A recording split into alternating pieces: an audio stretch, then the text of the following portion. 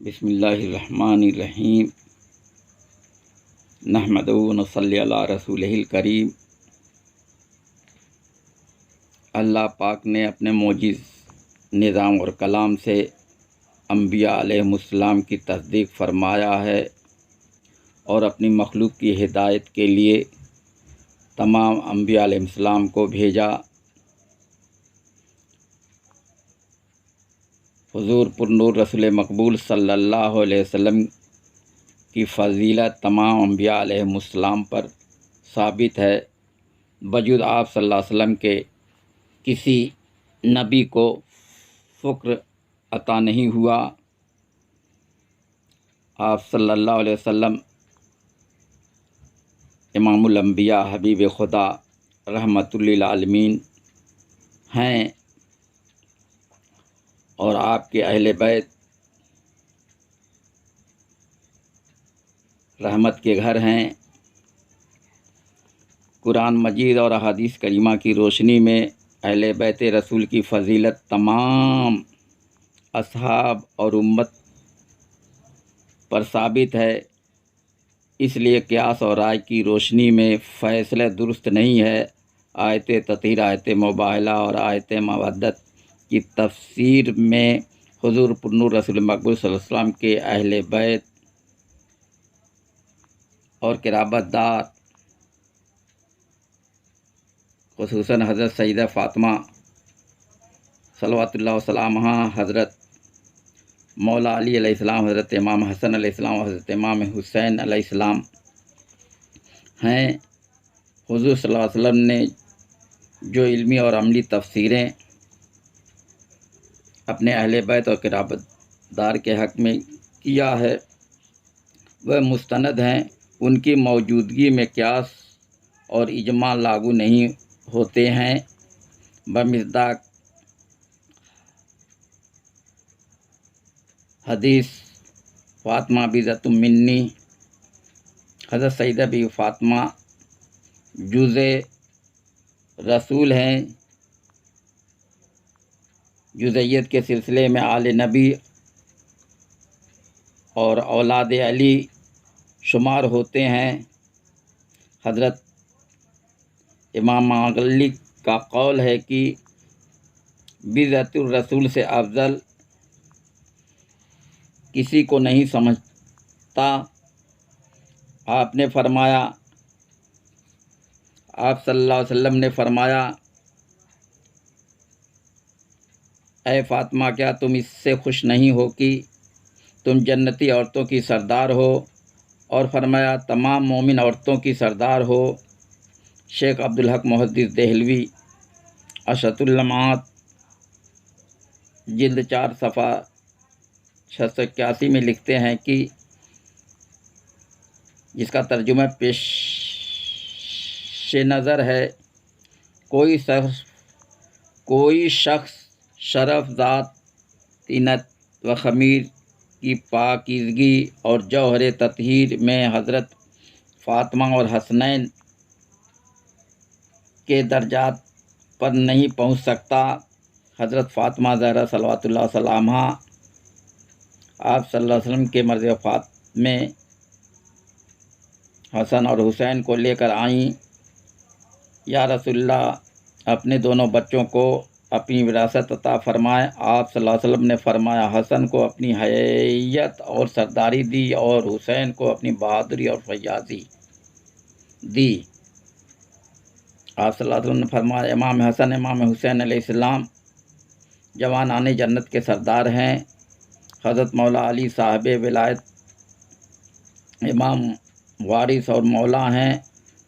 آیت مباہلہ میں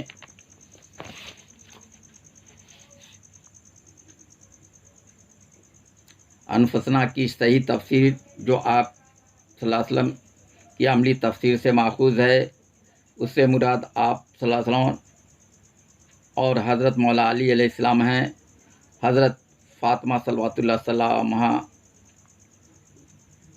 وہ ہیں کہ اہل بیت رسول کی تمام عورتوں میں سب سے افضل ہیں۔ آیت مباہلہ میں انفسنا سے حضرت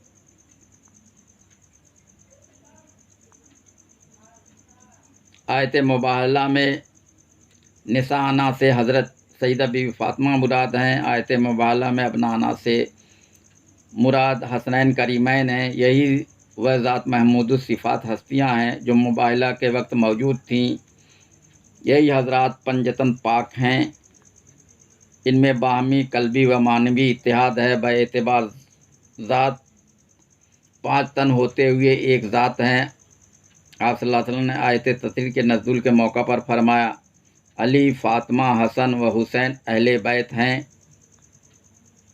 مناقب اہل بیت از علامہ عزیز الحق کوثر ندوی قادری نظامی میں اہل بیت رسول کی فضیلت کو بڑی تفصیل سے لکھا ہے۔ کتاب ھذا کے حوالے سے چند احادیث کریمہ ملاحظہ فرمائیں۔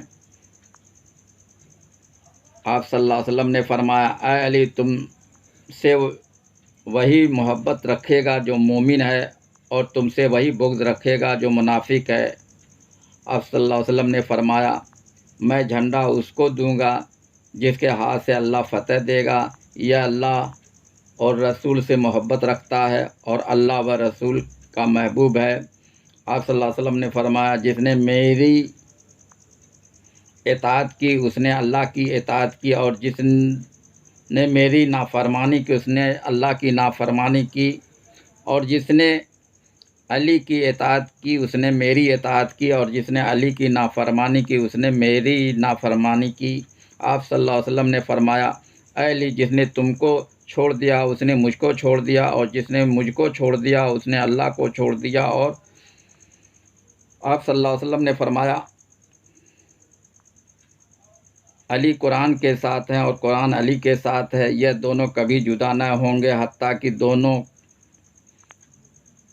کے ساتھ حوض کوثر پر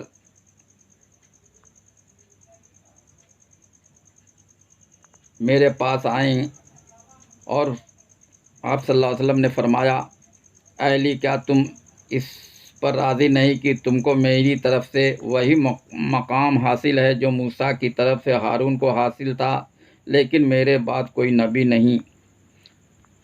آپ صلی اللہ علیہ وسلم نے فرمایا، اے علی، تم مجھ سے ہو اور میں تم سے ہوں۔ اور آپ صلی اللہ علیہ وسلم نے فرمایا، یا اللہ، جدھر علی جائیں اسی طرف حق کو بھی گھما دے۔ اور آپ صلی اللہ علیہ وسلم نے فرمایا، میں علم کا شہر ہوں اور علی اس کا دروازہ۔ اور آپ صلی اللہ علیہ وسلم نے فرمایا، میں حکمت کا دار ہوں اور علی اس کا دروازہ۔ اور آپ صلی اللہ علیہ وسلم نے فرمایا، میں عشق کا دار ہوں اور علی اس کا دروازہ۔ اور آپ صلی اللہ علیہ وسلم نے فرمایا کہ اے لوگو، ہدایت چاہتے ہو تو کتاب الہی اور میری اطرت جو میرے اہل بیت ہیں ان کا دامن تھامے رہو گے تو گمراہ نہیں ہوگے۔ حدیث ثقلین میں اہل بیت سے مراد حضرت علی، حضرت فاطمہ، حضرات حسنین علیہ السلام ہیں۔ آپ صلی اللہ علیہ وسلم نے فرمایا، تم لوگوں کے پاس 2 بڑی عظمت والی چیزیں چھوڑے جا رہا ہوں، ایک کتاب الہی، دوسری چیز میرے اہل بیت کے بارے میں خدا کو پیش نظر رکھنا، میرے اہل بیت کے بارے میں خدا کو پیش نظر رکھنا، میرے اہل بیت کے بارے میں خدا کو پیش نظر رکھنا۔ اس کے بعد حضرت مولا علیہ السلام کے دست حق کو آپ صلی اللہ علیہ وسلم اپنے دست اقدس میں لے کر بلند فرمایا اور ارشاد فرمایا کہ میں جس کا مولا ہوں یہ علی بھی اس کا مولا ہے۔ حضرت مولا علی محور حق ہیں، آپ مولا، امام، وارث اور صاحب ولایت ہیں۔ آپ سے سلسلہ ولایت جاری و ساری ہے، آپ سے نیابت رسول کا سلسلہ جاری و ساری ہے۔ دعوت ذوالسیرت سے لے کر غدیر کے میدان تک حضرت مولا علیہ السلام کی جو فضیلت ثابت ہے وہ کسی بھی صحابی کو نہیں ملی ہے۔ آپ حق کے 12 امام میں اول امام ہیں، آپ کے بعد امام حسن، امام حسین علیہ السلام سے لے کر امام مہدی کے زمانے تک جو قرب قیامت کا زمانہ ہے، برابر آل نبی اولاد علی کا وجود رہا ہے اور رہے گا، اور اب تک یہی حضرات ولایت کے امام رہے ہیں، اور ان کی ولایت امام مہدی علیہ السلام تک مسلسل رہے گی۔ دعوت ذوالسیرہ کہ روز خاندان ہاشمی کے سامنے آپ صلی اللہ علیہ وسلم نے فرمایا، میں وہ چیزیں لے کر آیا ہوں جو دین و دنیا دونوں کی کفیل ہے، اس بارے گراں کو اٹھانے میں کون میرا ساتھ دے گا؟ مجلس میں سناٹا تھا۔ حضرت علی علیہ السلام کھڑے ہوئے اور کہا کہ میں ہر طرح آپ کا ساتھ دوں گا۔ آپ صلی اللہ علیہ وسلم نے فرمایا، علی تم میرے بھائی اور وارث ہو۔ میدان غریب میں آپ صلی اللہ علیہ وسلم نے کار رسالت کو ادا کیا تو آیت الیوم اکملت لکم دینکم و اتممت علیکم نعمتی نازل ہوئی۔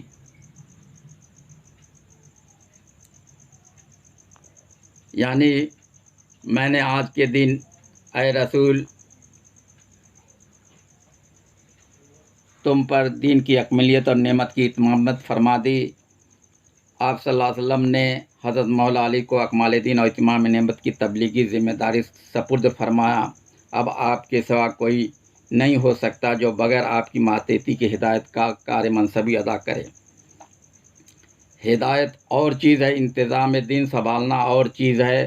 بعد وصال رسول ہدایت کے مرکز آپ کے اہل بیت ہیں اور ان کے بعد ائمہ سادات ہیں اور ان کے بعد سادات ہیں۔ غم کا تعلق محبت سے ہوتا ہے۔ اگر کوئی کسی سے محبت کرتا ہے تو اس کی تکلیف سے اس کو تکلیف ہونا، اس کے غم سے غمزدہ ہونا فطری اور ضروری ہے۔ حضرت امام حسین علیہ السلام سے سب سے پہلے اور سب سے زیادہ محبت کرنے والے اللہ اور رسول اللہ صلی اللہ علیہ وسلم ہیں۔ اس لیے حضرت امام حسین علیہ السلام کی شہادت کا غم بھی سب سے پہلے اللہ اور رسول اللہ صلی اللہ علیہ وسلم نے کیا۔ جب حضرت امام حسین پیدا ہوئے اس وقت جبرائیل علیہ السلام نے رسول خدا صلی اللہ علیہ وسلم کو اللہ کی طرف سے حضرت امام حسین علیہ السلام کے پیدا ہونے کی خبر دے کر مبارکباد دی اور اسی وقت شہادت کی خبر دے کر تعزیت کی۔ رسول اللہ صلی اللہ علیہ وسلم نے جب حضرت امام حسین علیہ السلام کی شہادت کی خبر سنی تو آپ غمزدہ ہوئے اور آپ نے یہ خبر حضرت علی علیہ السلام حضرت سیدہ بی بی فاطمہ کو دی۔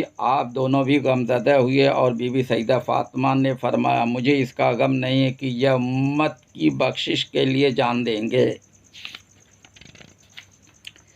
بلکہ اس کا افسوس ہے کہ اس وقت ان کا رونے والا کوئی نہ ہوگا۔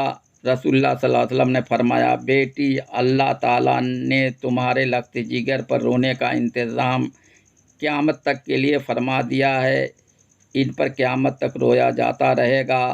اس وقت سے ایک فرشتہ تیسرے آسمان پر تھا جس کا نام قطرب تھا۔ اللہ تعالیٰ اس سے کسی بات پر ناراض ہو گیا تھا۔ حضرت امام حسین علیہ السلام کی پیدائش کے وقت وہ فرشتہ معافی کی درخواست لے کر رسول خدا صلی اللہ علیہ وسلم کے پاس حاضر ہوا۔ رسول خدا صلی اللہ علیہ وسلم نے فرشتے سے فرمایا، اپنے جسم کو حسین کے جسم سے مس کر لو۔ اس نے حضرت امام حسین علیہ السلام کے جسم پاک سے اپنے جسم پاک کو مس کیا، اس کی معافی ہوئی اور وہ فرشتہ اسی وقت سے جس وقت سے حضرت امام پیدا ہوئے تھے 70,000 فرشتوں کے ساتھ حضرت امام پر رونے کے لیے مقرر ہو گیا اور قیامت تک روتا رہے گا۔ تمام مستند روایات میں ہے کہ جب رسول خدا صلی اللہ علیہ وسلم نے حضرت امام حسین علیہ السلام کی شہادت کا ذکر کیا، آپ کے آنسو بہنے لگے اور آپ بہت غمگین ہوئے۔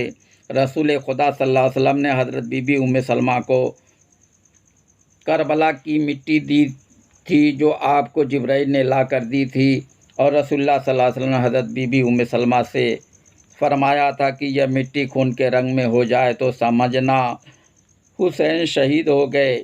حضرت بی بی ام سلمہ فرماتی ہیں کہ جس روز حضرت امام حسین علیہ السلام شہید ہوئے ہیں اس دوپہر کو مدینہ میں سو رہی تھی، میں نے دیکھا رسول خدا صلی اللہ علیہ وسلم تشریف لائے ہیں اور اس طرح کہ آپ کے بال اور کپڑے خاک آلودہ ہیں اور کپڑوں پر خون کے چھینٹے پڑے ہوئے ہیں اور آنکھوں سے آنسو بہہ رہے ہیں۔ میں نے پوچھا، یا رسول اللہ صلی اللہ علیہ وسلم یہ کیا حال ہے؟ آپ نے فرمایا، حسین کی قتل گاہ کربلا سے آ رہا ہوں، آج میرا حسین بھوکا پیاسا کربلا میں شہید کر دیا گیا۔ حضرت بی بی ام سلمہ فرماتی ہیں کہ میں گھبرا کر اٹھی اور مٹی کو اٹھا کر دیکھا جو رسول خدا نے دی تھی، تو اس مٹی کو خون کے رنگ میں پایا۔ مجھے یقین ہو گیا کہ حسین شہید ہو گئے۔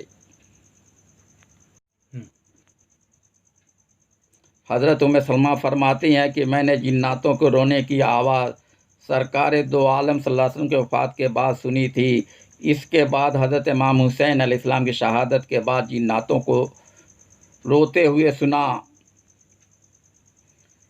شواہد النبوت میں لکھا ہے کہ جب امام حسین علیہ السلام شہید ہوئے تو مچھلیاں نہر فرات سے تڑپ تڑپ کر باہر نکل آئیں اور خاک میں لوٹنے لگیں۔ ہر طرف سے رونے کی آواز آتی تھی مگر رونے والا کوئی نظر نہیں آتا تھا۔ قبیلہ بنی تیع نے وہ مرثیہ سنا جو جنات حضرت امام حسین علیہ السلام کی شہادت میں پڑھ رہے تھے۔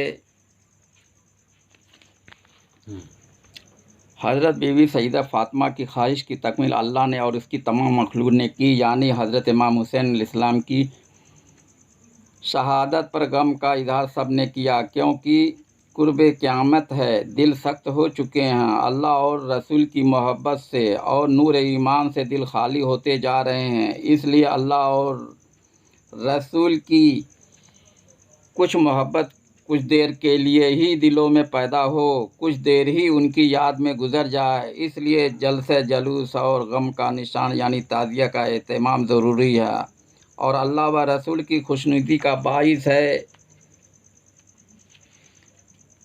انہی وجہوں سے تمام علماء سے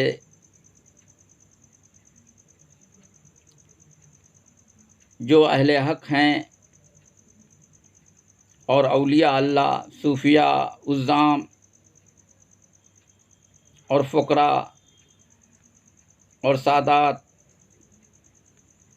اور تمام خانقاہی و درگاہی نسبت والوں نے تعزیہ داری کی اور کرائی ہے۔ حضرت امام حسین علیہ السلام کی نسبت قائم کر کے علم بنانا اور رکھنا باعث برکت و رحمت ہے۔ حالانکہ تخت و تعزیہ بنانے کے بارے میں ذکر ہو چکا ہے، جو دلائل تخت و تعزیہ بنانے کے بارے میں پیش کیے جا چکے ہیں وہ علم بنانے اور رکھنے کے بارے میں بھی ہیں۔ علم بھی شاعر اللہ یعنی اللہ کی یادگاروں میں آتا ہے۔ یہ علم بھی حضرت امام حسین علیہ السلام کے علم کی نقل ہے، جس کے علمدار ہونے کی سعادت حضرت عباس کو حاصل ہوئی تھی۔ قاعدہ یہ ہے کہ جن کے ہاتھ میں علم دیا جاتا تھا وہ اس فوج کا جنرل مانا جاتا تھا۔ رسول خدا نے جنگ خیبر میں فرمایا تھا کہ آج میں اس کو علم دوں گا جو اللہ کا دوست ہے اور اللہ اس کا دوست ہے، اور آج وہ یہ جنگ فتح کر لے گا۔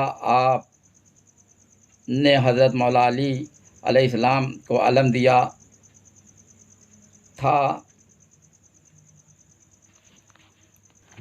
کنز العباد میں لکھا ہے کہ حضرت امام کے ساتھ جو بیویاں تھیں انہوں نے ایک جگہ مقرر فرما لی تھی۔ جب ان کو سید الشہداء اور شہداء کربلا کی یاد زیادہ بے قرار کرتی تھی تو وہ وہاں جا کر ان کو یاد کر کے رو لیتی تھیں۔ اب بھی عاشقان رسول اور آل رسول حضرت امام کو یاد کرنے کے لیے ایک جگہ مقرر کر لیتے ہیں، اسی کو امام بارگاہ یا عزا خانہ کہتے ہیں۔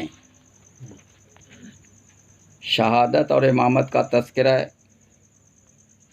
قرآن مجید میں ہے۔ اللہ پاک نے حضرت ابراہیم علیہ السلام سے فرمایا کہ میں تم کو انسان کا امام بنانے والا ہوں۔ حضرت ابراہیم علیہ السلام نے کہا کہ اے اللہ میری نسل میں سے بھی۔ اللہ نے فرمایا کہ جو ظالم ہوں گے ان کو میرا عہد نہ پہنچے گا۔ حضرت ابراہیم علیہ السلام نے حضرت اسماعیل علیہ السلام کو میدان مینا میں لے جا کر اور آنکھوں پر پٹی باندھ کر حضرت اسماعیل علیہ السلام کے گردن پر چھری پھیری، بار بار پھیری، چھری نہ چل سکی۔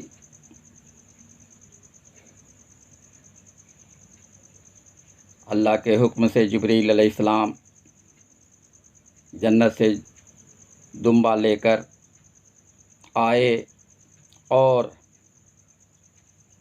حضرت اسماعیل علیہ السلام کی جگہ پر لٹا دیا، اور وہ چھری حضرت اسماعیل علیہ السلام کے بجائے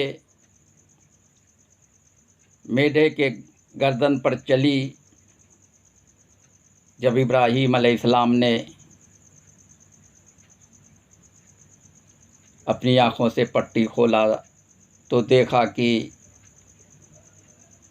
ابراہیم علیہ السلام کو افسوس ہوا۔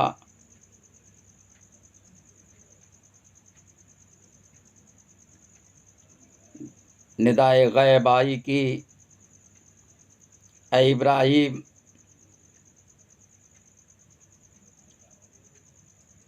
آزمائش مقصود تھی، ورنہ یہ قربانی تو حسین کے لیے مخصوص ہے۔ وَفَدَيْنَاهُ بِذِبْحٍ عَظِيمٍ، یہ قرآن کی آیت ہے۔ یہاں ذبح عظیم سے حضرت امام حسین علیہ السلام کی قربانی مراد ہے، ذبح حسین مراد ہے، شہادت حسین مراد ہے۔ علامہ اقبال نے یہ کہا ہے، اللہ اللہ بائے بسم اللہ پدر، مانیے ذبح عظیم آمد پیشر۔ بچپن ہی میں اللہ پاک نے جبرائیل امین کو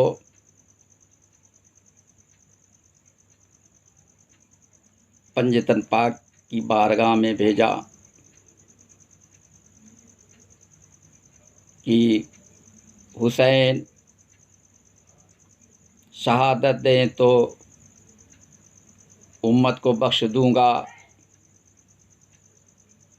رسول خدا صلی اللہ علیہ وسلم نے اس پروانے پر مہر لگا دیا۔ آپ کے بعد مولا علی نے رسول پاک کی پیروی میں مہر لگا دیا۔ اسی طرح سے سیدہ بیوی فاطمہ صلوات اللہ وسلامہ اور امام حسن علیہ السلام بھی مہر لگا دیا۔ آخر میں امام حسین علیہ السلام تشریف لائے اور آپ نے بھی پروانے پر مہر لگا دیا۔ میدان کربلا میں وعدہ نبھانے کے لیے آپ تشریف لے گئے اور آپ نے بادشاہ ظالم کے خلاف جہاد کرتے ہوئے 72 نفوس قدسیہ کے ساتھ راہ حق میں شہادت کا نذرانہ پیش کر دیا۔ اللہ پاک شہادت حسین کے عوض میں امت رسول کی بخشش فرمائے گا۔ ہم کو کربلا سے صرف کردار ہی کا سبق نہیں ملتا، بلکہ عشق و معرفت کا بھی سبق ملتا ہے، صبر و رضا کا بھی سبق ملتا ہے۔ امام عالی مقام نے تحفظ حق کے لیے ایک ایسا نظام قائم فرما دیا جو رہتی دنیا تک قائم رہے گا۔ شہادت حسین تمام شہادت کا سرنامہ ہے، قربانی حسین تمام قربانی کا سرنامہ ہے، صبر حسین تمام صبر کا سرنامہ ہے۔ رسول خدا صلی اللہ علیہ وسلم کے نواسے کی جانب سے